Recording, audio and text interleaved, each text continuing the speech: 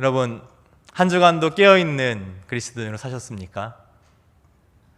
우리는 깨어있는 그리스도인으로 살아가야 합니다. 계속 말씀드리는 것처럼 기도와 말씀으로 깨어있어야 하죠. 깨어있는 자의 정체성을 가지고 살아가야 합니다. 그리고 그 깨어있음을 유지하기 위해 우리의 마음을 지켜야 하죠. 이 깨어있음의 여정 속에서 우리가 함께하는 이 믿음의 공동체는 참 많은 힘이 됩니다. 공동체 안에서 서로가 깨어있을 수 있도록 힘이 되어주고 기도하며 이끌어주고 받쳐주며 그렇게 주님께서 가신 그 길을 함께 걸어갈 수 있습니다. 또한 서로의 모습을 통해 도전을 받기도 하죠. 그렇게 우리는 이 믿음의 공동체 안에서 깨어있을 수 있는 힘을 얻게 됩니다. 근데 문제가 있습니다. 우리가 항상 이 공동체 안에서 있을 수 없다는 것이죠. 공동체와 함께하지 않는 시간들이 우리의 삶의 자리 가운데 있습니다.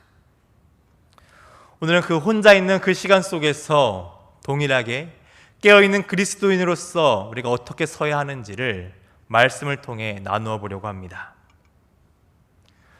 우리는 지금 코로나19 사태 속에서 정말 처음 겪는 상황들을 매일매일 마주하게 됩니다. 그러다 보면 우리 삶의 자리에 찾아온 변화들이 참 많죠. 그 수많은 변화 중 오늘 함께 이야기할 변화는 온라인 상황에 대한 변화입니다. 많은 것들이 비대면의 상황 속에서 온라인으로 전환되게 되었습니다. 그 상황 중에서 가장 많이 영향을 받는 것은 학업 중에 있는 우리 아이들일 것입니다. 지금도 학교에 가지 못하고 온라인으로 수업받고 있는 학생들이 참 많죠. 순차적으로 매일 등교를 하고 있긴 하지만 대부분의 수업들이 온라인으로 진행되고 있습니다.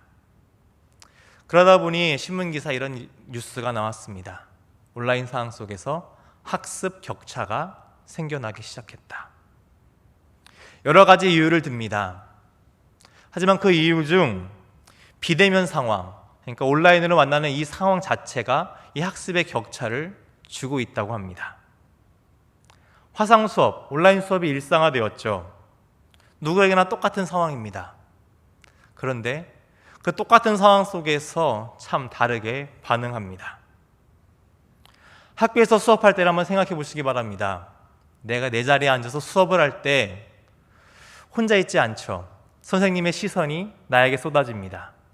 그리고 내가 어떻게 공부하고 있는지 친구들의 시선 또한 나를 바라보고 있죠. 그런 여러 시선 속에서 딴짓을 할 수 없습니다. 물론 딴짓을 하는 친구들도 있긴 하지만 대부분 그 시선을 느끼며 집중하게 됩니다.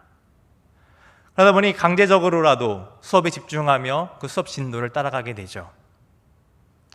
그러나 지금 온라인으로 이 비대면 상황 속에서 화상으로 수업하고 있는 그 자리는 그런 시선들이 없습니다. 혼자 방에서 온라인으로 수업을 하게 되죠. 온라인으로 같이 있다고는 하지만 카메라로 나를 찍고 있다고는 하지만 물리적인 공간에서는 나 혼자입니다.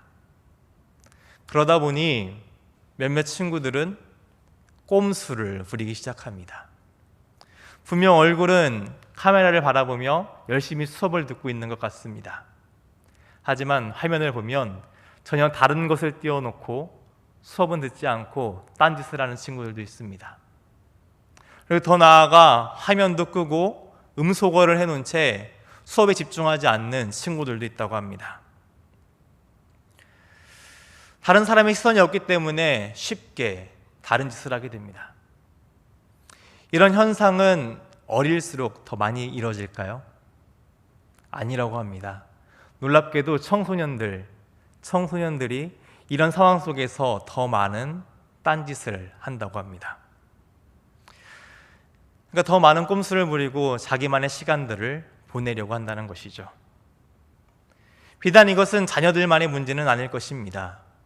뉴스를 통해서 많이 접해보셨을 것입니다. 이렇게 온라인으로 화상 회의와 모임을 하는 가운데 이루어지는 작은 해프닝들. 어떤 사람들은 저 화면에는 이렇게 상반신만 보이게 됩니다. 그러니까 상반신은 잘 차려입고 바지는 편하게 벗고 있거나 추리닝을 입고 있고 합니다. 그리고 배경으로는 내가 열심히 집에서 재택 근무를 하고 있는 것처럼 보이지만 가상 배경을 띄워놓는 것이죠. 그리고 카페나 다른 장소에서 자신만의 시간을 보내고는 합니다. 누구에게나 똑같은 상황이죠. 그런데 아무도 보지 않는 그 시간을 다른 방향으로 생각하며 다른 방향으로 사는 사람들이 있습니다. 어떻게 행동하고 마음가짐을 가지냐에 따라서 참 다른 모습을 보이게 되죠. 그리고 그 모습들은 참 상반된 결과를 보이게 될 것입니다. 누군가는 그렇게 보이지 않기 때문에 더 열심히 합니다. 더 자신을 채찍질하죠. 보이지 않기 때문에 더 열심히, 더 집중하며 나아갑니다. 더 알차게 보내는 사람들이 있습니다. 그러나 누군가는 보이지 않는다고 생각하며 이 시간은 나만의 시간이다. 그러니 내가 원하는 시간을 갖겠다라고 생각하는 사람들도 있습니다. 스스로 시간을 관리하지 못하고 스스로 서지 못하죠. 이 두 집단은 아마 그 결과에 있어서 큰 차이를 보이게 될 것입니다. 이것은 일상과 학업의 문제만은 아닙니다. 우리 그리스도인에게도 역시 동일한 문제로 다가옵니다. 지금도 우리는 이렇게 비대면 상황 속에서 어떻게 하면 올바른 신앙생활을 할 수 있을까? 더욱더 어떻게 하면 모일 수 있을까? 함께 할 수 있을까? 그것들을 고민하며 방법들을 찾아가고 있습니다. 비대면 상황 속에서 적응하기 위해서 수많은 노력들을 하고 있죠. 우리의 신앙의 자리들도 그러다 보니 참 많은 것들이 바뀌었습니다. 그런 상황 속에서 우리는 더욱더 우리의 신앙의 민낯을 보게 되었죠. 이전에 보이지 않던 차이가 분명하게 보이기 시작했다는 것입니다. 지난주에 나누었던 열처녀의 비유 기억나십니까? 누군가는 지혜로운 5처녀와 같이 이 시대를 살아갑니다. 하지만 어떤 이들은 미련한 5처녀와 같이 이 시대를 살아가죠. 그 누구도 기름을 대신 준비해 줄 수는 없습니다. 믿음은 다른 사람이 대리로 해줄 수 있는 문제가 아니라는 것이죠. 나와 하나님과의 관계입니다. 미련한 5처녀는 스스로 깨어있지 못했습니다. 준비하지 못하고 그러다 보니 신랑과 함께하는 그 기쁨의 잔치에 참여하지 못하는 안타까운 상황을 마주합니다. 이것이 비단 그 말씀 속에서 미련한 5처녀만의 문제는 아닙니다.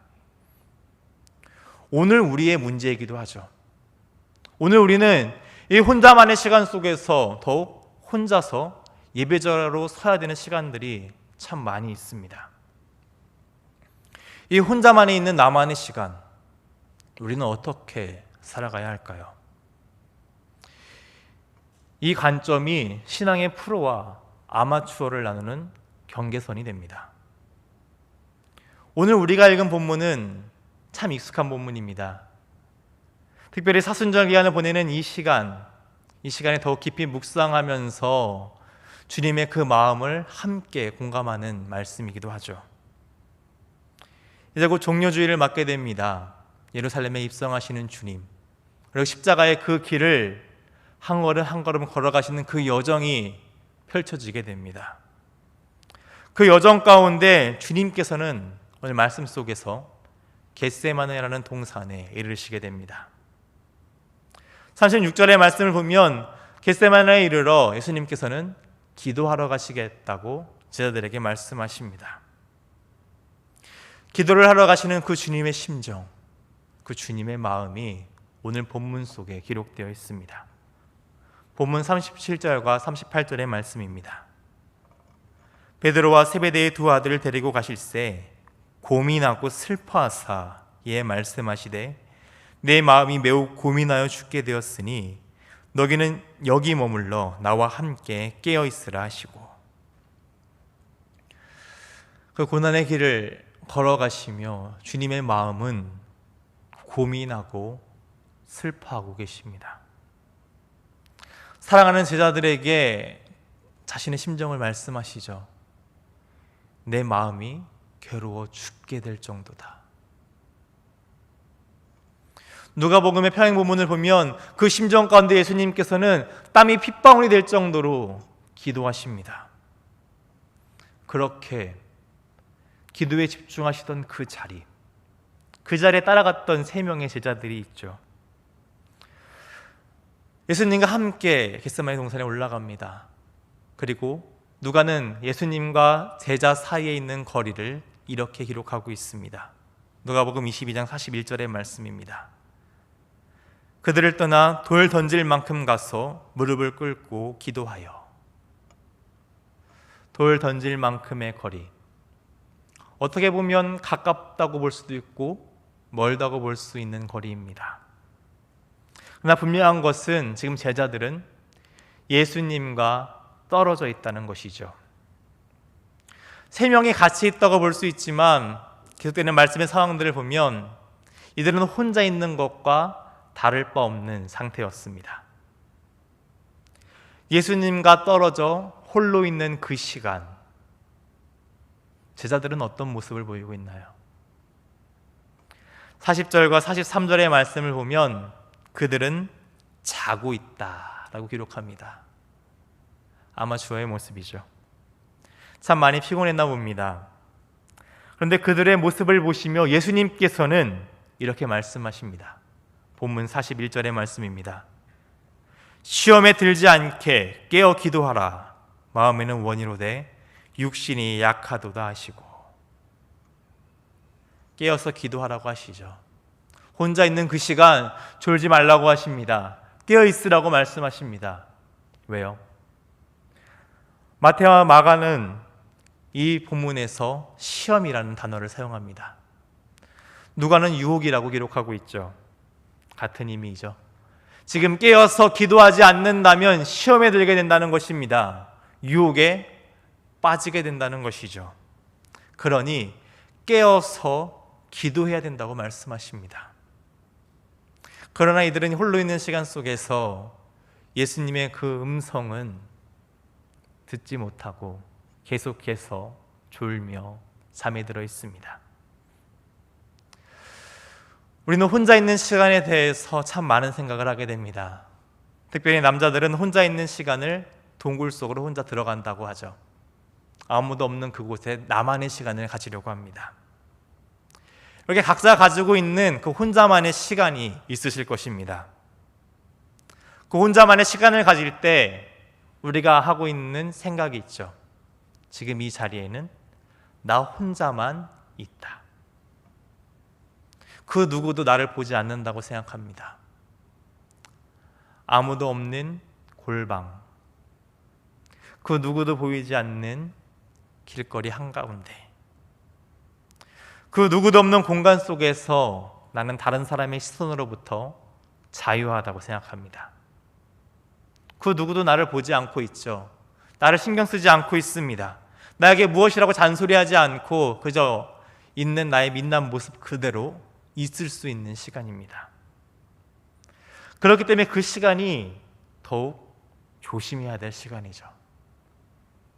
혼자 가만히 있으면 졸립니다. 졸음이 찾아오죠.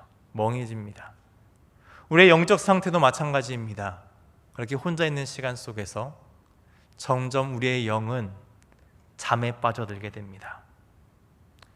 새 제자와 같이 우리 삶의 자리에 찾아오는 그 고단함을 핑계대며 우리의 몸과 영이 잠에 취해서 점점 졸고 있다는 것이죠.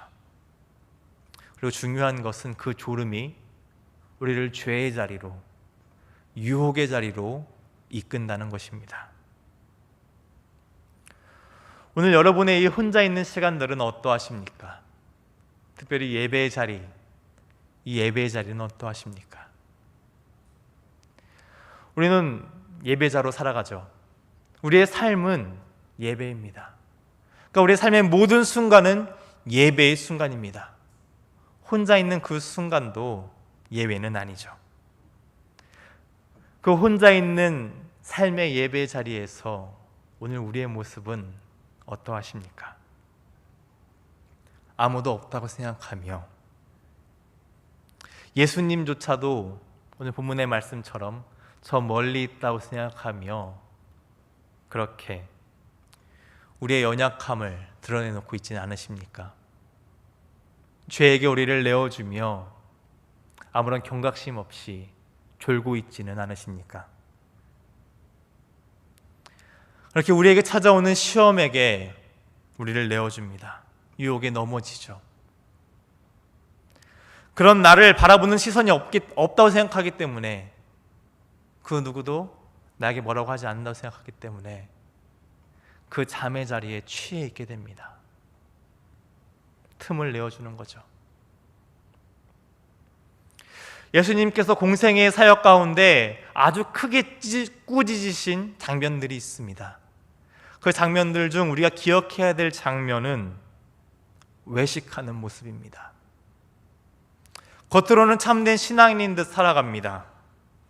정작 그 안에는 하나님의 사랑이 없는 종교 지도자들의 모습을 보며 예수님께서는 화 있을진저 화를 선포하십니다.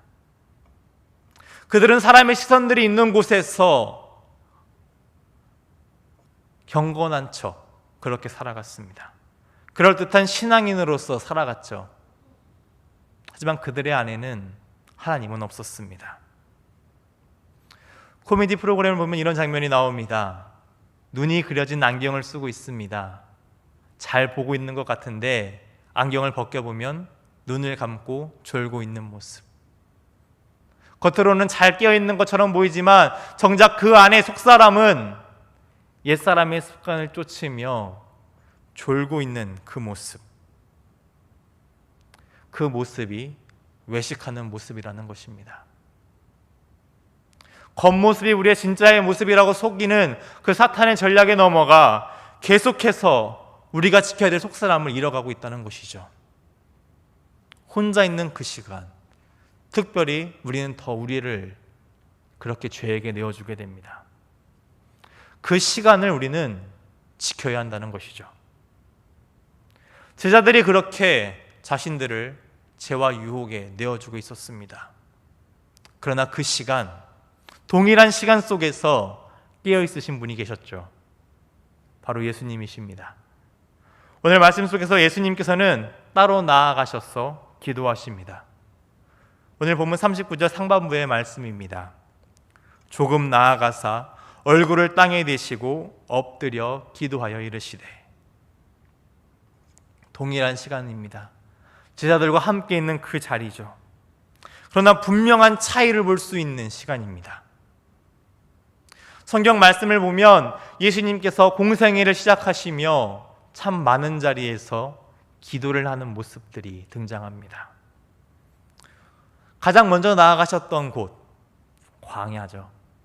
그 광야에서 혼자 41일간을 보내시면서 함께 기도하셨을 것입니다. 새벽이 아직도 밝기 전, 해가 뜨기 전 예수님께서 홀로 나아가시던 곳이 계십니다. 기도의 자리죠. 예수님께서는 이렇게 종종 혼자서 기도하는 자리를 찾으셔 나가셨습니다. 그 말씀이 마태복음 14장 23절에도 기록되어 있습니다. 무리를 보내신 후에 기도하러 따로 산에 올라가시니라. 저물매 거기에 혼자 계시더니. 이렇게 예수님께서는 혼자만의 시간을 참 많이 가지셨습니다. 동일한 혼자의 시간이죠. 그러나 분명 다른 시간이었습니다. 우리는 모두 동일한 시간을 살아갑니다. 그런데 그 시간을 사용하는 것은 천차만별이죠. 같은 시간을 더 잘 사용하는 시간이 있습니다.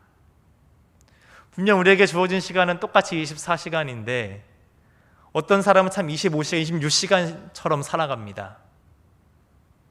그 사람들은 뭐가 다른 것일까요? 그렇게 시간을 잘 사용하는 사람, 우리는 그들을 프로라고 부릅니다. 예수님께서 지금 혼자 계시죠. 그 누구도 예수님 곁에 없었습니다. 그 시간 속에서 예수님께서는 집중하십니다. 오직 하나님께만 집중하며 나아가죠. 그 혼자 있던 기도의 시간, 주님께서는 혼자가 아니셨습니다. 하나님과 친밀한 교제를 나누시며 그 시간들, 그 자리들을 사랑의 자리로 바꾸어 나가셨죠. 깨어있음에 대해 나누면서 첫 시간에 기도에 대해서 나누었습니다. 깨어있을 힘을 기도를 통해 공급받습니다. 오늘 말씀처럼 깨어있지 않으면 시험에 들게 되고 유혹에 빠지게 됩니다. 그렇기 때문에 예수님께서는 자신의 삶으로 본을 보여주시는 거죠. 기도해라. 기도해라. 깨어서 하나님께 나아가라. 지금 예수님께서는 십자가의 고난을 앞두고 아주 절박한 상황 속에서 계십니다. 어떻게 보면 더욱 홀로 있고 다른 사람은 신경 쓰지 않은 채 나만의 그 아픔을 곱씹으며 있을 수 있는 그런 시간이죠. 그러나 주님께서는 그 시간조차도 하나님 앞에 나아가 기도하십니다. 그 시간 속에서 예수님께서는 하나님께 기도합니다. 하나님의 뜻을 구하시죠. 오늘 본문 39절 하반부의 말씀입니다. 내 아버지여, 만일 할만하시거든 이 잔을 내게서 지나가게 하옵소서. 그러나 나의 원대로 마시옵고 아버지의 원대로 하옵소서 하시고, 자신의 뜻대로 할 수 있는 시간입니다. 그러지 않으십니다. 그 시간 속에서 하나님의 뜻을 구하시며 기도하십니다. 하나님과 함께하는 시간으로 만들어 가십니다. 이렇게 예수님께서는 공생애를 살아가시며 자신의 삶을 통해 제자들에게 예수님을 따르는 제자의 삶은 이러하다라고 본을 보여주십니다.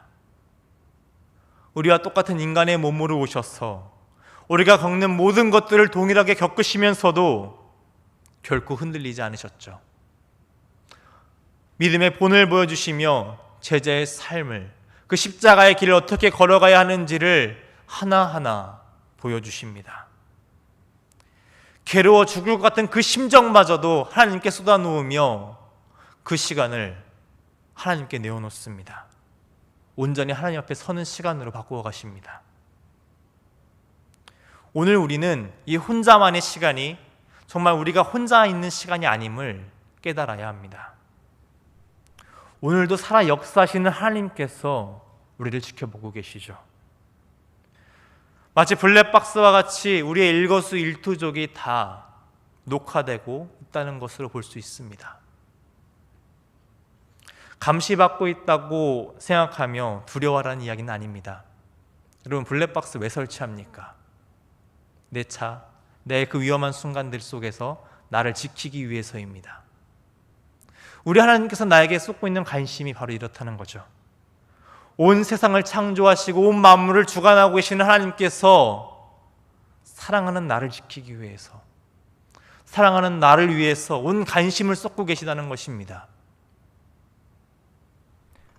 주님께서 그렇게 사랑하셨죠. 죽을 것 같이 그 괴로운 심정을 가지시면서도 그 잔을 마시십니다.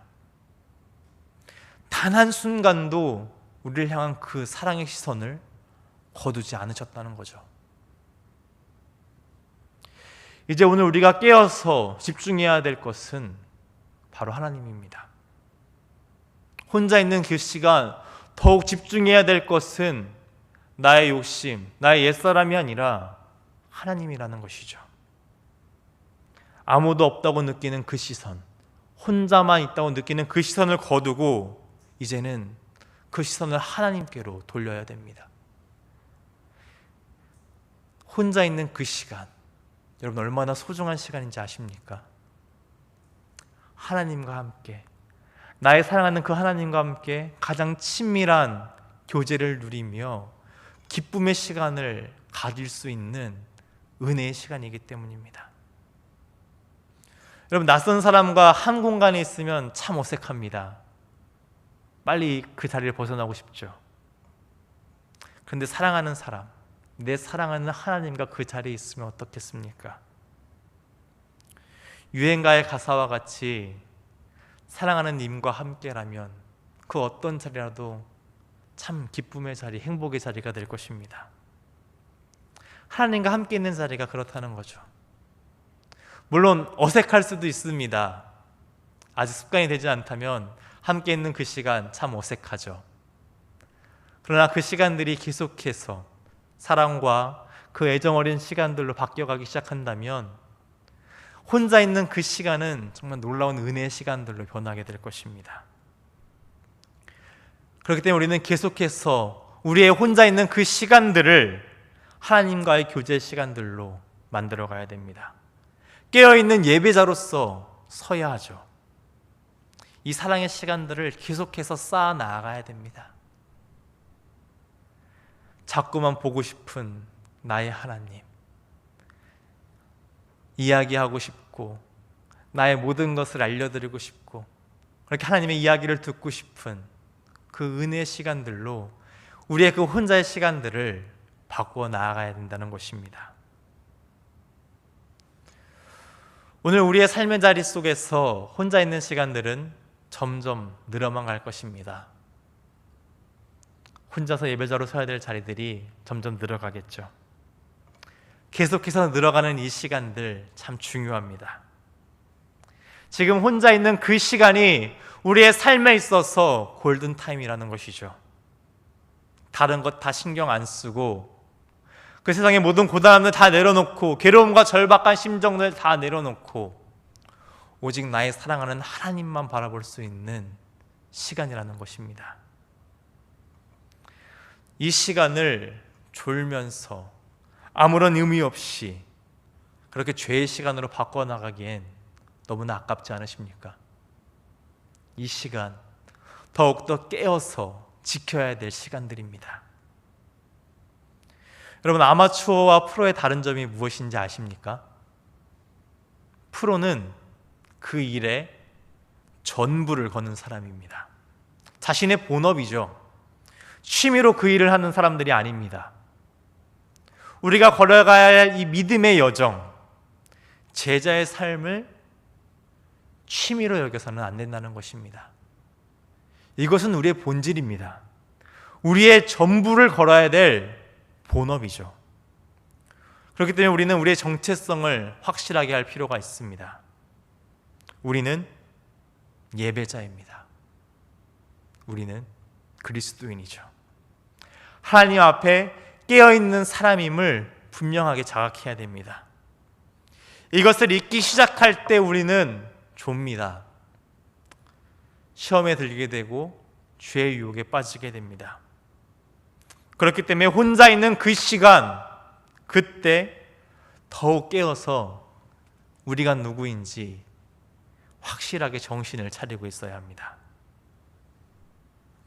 우리는 깨어 있어야 합니다. 우리 주님께서 오실 그날의 가까움을 볼수록 더욱 깨어 있어야 합니다. 그 본을 말씀 속에서 주님께서 보여주셨습니다. 깨어있는 자의 모습이 어떠해야 되는지를 보여주셨죠. 어떻게 보면 가장 깨어있기 어려운 그 순간, 눈 돌리고 도망치고 싶은, 그렇게 혼자 동굴 속으로 들어가고 싶은 그 시간 속에서 더욱 간절하게 하나님 앞에 나아가십니다. 말씀 속에서 제자들은 졸고 있었습니다. 하지만 이 모습이 그들의 끝은 아니었죠. 주님의 모습을 닮아가기 시작합니다. 그러기 위해서 제자들은 기도합니다. 자신의 힘으로는 깨어있을 수 없음을 알기에 그들 가운데 함께 하실 성령님을 간구하며 기도합니다. 그들은 성령님이 함께 하심으로 말미암아 주님이 가신 그 길을 함께 걸어갔습니다. 그들을 도우시고 깨우시는 성령 하나님의 도우심으로 말미암아 십자가의 길을 따르며 깨어있는 자로서 온전히 살아갔습니다. 오늘 우리도 이렇게 온전히 깨어있는 자로 서며 예수님의 모습을 따라가는 제자로 서야 됩니다. 기도함으로 하나님께 집중하시기 바랍니다. 우리는 할 수 없기 때문에 더욱더 가능하신, 우리의 힘이 되시고 능력이 되시는 성령 하나님을 간구하며 기도로 깨어있을 수 있도록 간구해야 됩니다. 우리를 통해 역사하실 그 하나님의 은혜를 사모하시기 바랍니다. 우리를 속량하시기 위해 자신의 그 모든 것을 내려주신 주님의 사랑만 바라보시기 바랍니다. 이제 이번 주일은 종료주일입니다. 그리고 고난주간을 맞이하게 되겠죠. 계속해서 말씀드립니다. 이 절기들 매년 반복되는 일상처럼 보내시지 말기 바랍니다. 이전보다 더 주님께 집중하시기 바랍니다.